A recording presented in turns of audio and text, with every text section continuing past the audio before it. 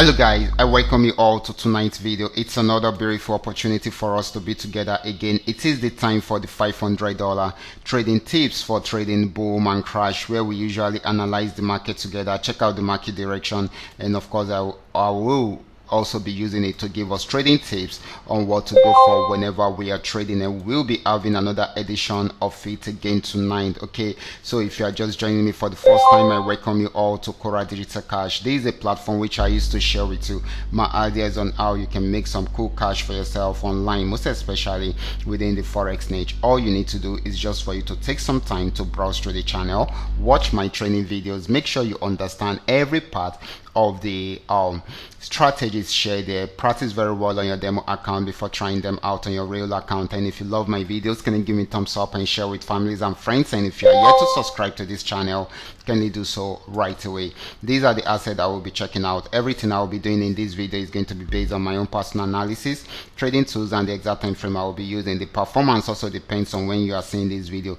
If you are not joining me live and direct, then you will have to have a recheck on the charts before you can follow up with the trading activities. As for the $500 profit per day, it all depends on your trading capital. The more your trading capital, the easier it is for you to achieve, but you can always grow it up from a small trading capital into something reasonable. So guys, quickly let's go straight into what we have right here, starting with boom 1000. Okay, right from the support zone. Okay, before then, this is boom 1000. I'm on 5-minute time frame. So guys, right from the support zone, this started an uptrend, and of course it got to this region, had a pullback, and went back up again to break out above this resistance zone. Okay, this particular resistance zone, and of course it kept on buying until it got to this region. It was unable to go beyond that, above that, and of course it started selling right from here. So this is most likely to give us more of a selling opportunity than a buying opportunity, most especially once it breaks out below that support zone. Okay,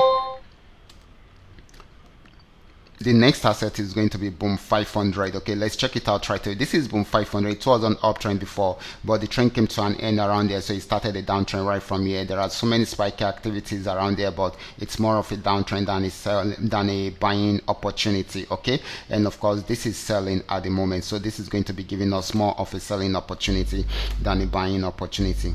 Next asset is going to be crash 1000. Let's check it out right away.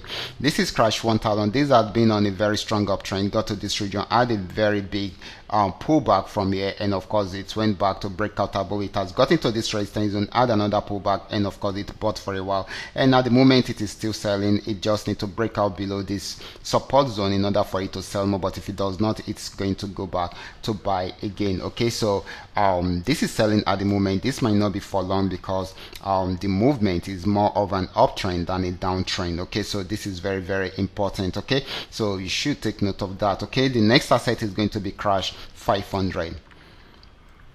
This is crash 500. This had been on downtrend right from this resistance zone. It kept on selling, even though there are pullbacks in between, and of course it's more of a selling opportunity than a buying opportunity. That's got into this support zone. If it's unable to break out below it, then it's going to be buying, but if it breaks out below it, it will keep on selling. Okay, selling at the moment, but might not be for a very long time before it will change the direction into a buy trend. Okay, so we should take note of that. Next asset is going to be volatility 75. Volatility 75 has been on uptrend right from this support zone, and you can see the yellow flag, and it kept on buying and buying. It has got into this resistance, and if it's unable to break out above it, it will go back on downtrend, but once it breaks out above it, it will keep on buying. So this is still buying at the moment until it is unable to break out above it. That is when it will go back on downtrend. So we should take note of all these. Okay, these are all that we are able to come up with tonight. All you just need to do is just for you to understand every part of the analysis and apply them carefully whenever you are trading. For those of you who are yet to perfect your trading skill,